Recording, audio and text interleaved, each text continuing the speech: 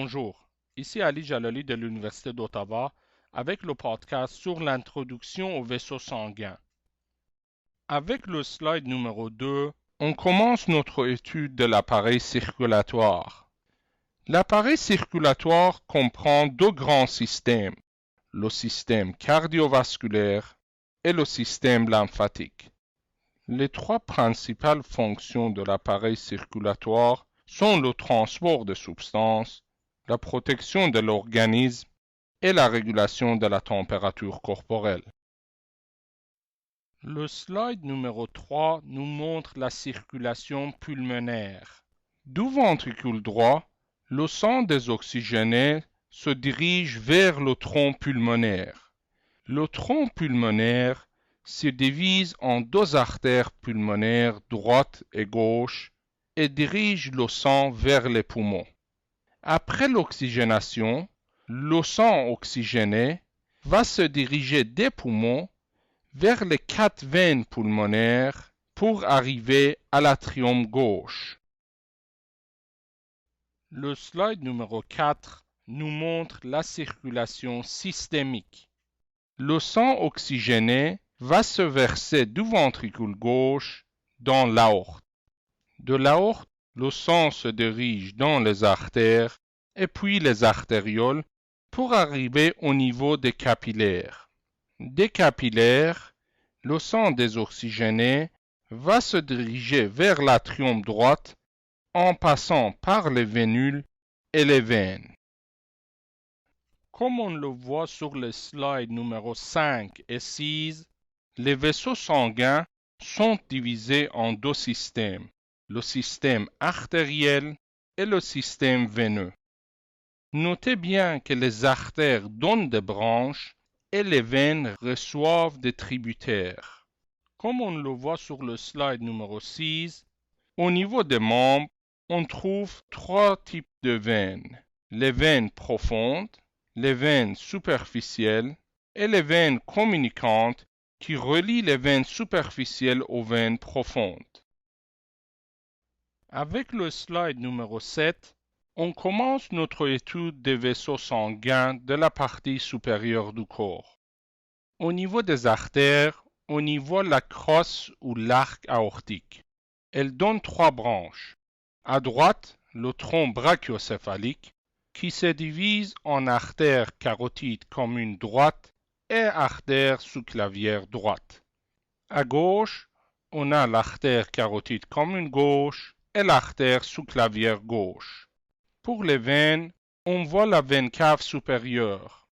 Elle est formée par l'union des deux veines brachiocéphaliques. Chaque veine brachiocéphalique elle-même est formée par l'union de la veine sous-clavière et la veine jugulaire interne. Sur le slide numéro 8, on voit les vaisseaux du membre supérieur.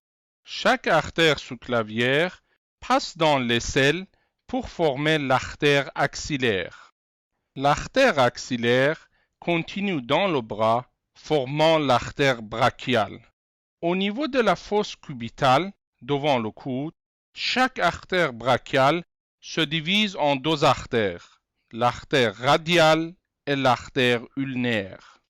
Sur la même image, à droite, on voit les veines profondes, qui sont les veines satellites aux artères. À gauche, on voit les veines superficielles, dont les plus importantes sont la veine céphalique, qui se trouve du côté latéral et se termine dans la veine axillaire, et la veine basilique, qui se trouve du côté médial et se termine dans la veine brachiale. Avec le slide numéro 9, on commence l'étude des vaisseaux de l'abdomen et du bassin. L'aorte descendante, qui est une continuation de la crosse aortique, entre dans l'abdomen à travers le hiatus aortique du diaphragme et devient l'aorte abdominale. L'aorte abdominale possède trois branches impaires pour la vascularisation du tube digestif et les glandes accessoires. Ces branches sont le tronc cœliaque, l'artère mésentérique supérieure et l'artère mésentérique inférieure. Ces artères prennent leur origine de la face antérieure de l'aorte abdominale. Les branches pères de l'aorte abdominale sont les artères rénales et les artères testiculaires chez l'homme ou les artères ovariennes chez la femme. Au niveau du quatrième vertèbre lombaire, L4, l'aorte abdominale se divise en deux branches, les artères iliaques communes. Sur le même slide, on voit aussi la veine cave inférieure. Elle monte du côté droit de l'aorte pour se terminer dans l'atrium droit. Sur le slide numéro 10, on voit les vaisseaux du membre inférieur. Chaque artère iliaque commune se divise en une artère iliaque externe et une artère iliaque interne. L'artère iliaque interne se dirige vers le bassin.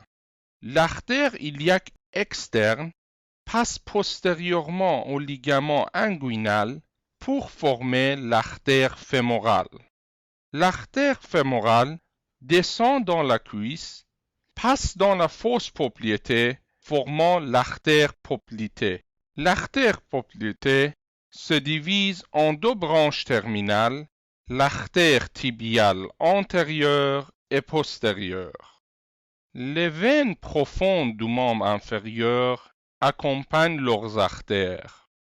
Les deux veines iliaques communes, formées par l'union des veines iliaques internes et externes, se fusionnent pour former la veine cave inférieure.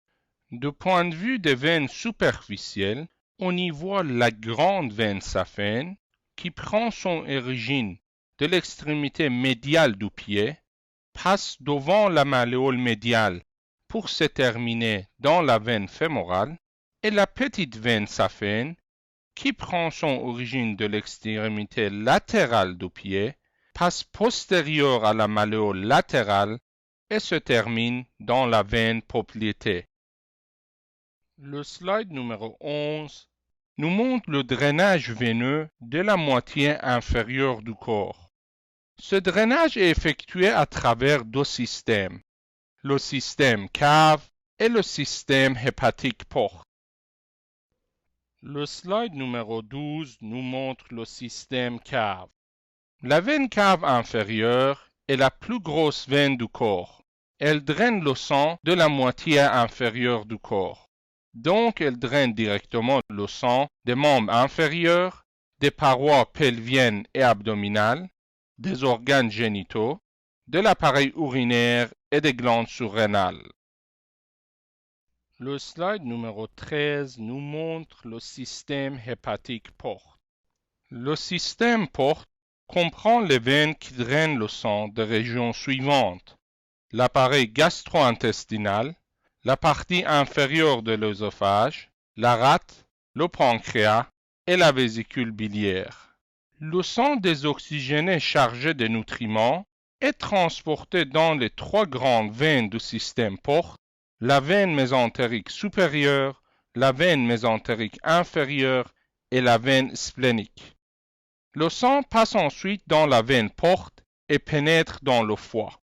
Après le métabolisme des nutriments au niveau des cellules hépatiques, le sang passe dans les veines hépatiques pour se drainer dans la veine cave inférieure. Ceci termine notre introduction aux vaisseaux sanguins.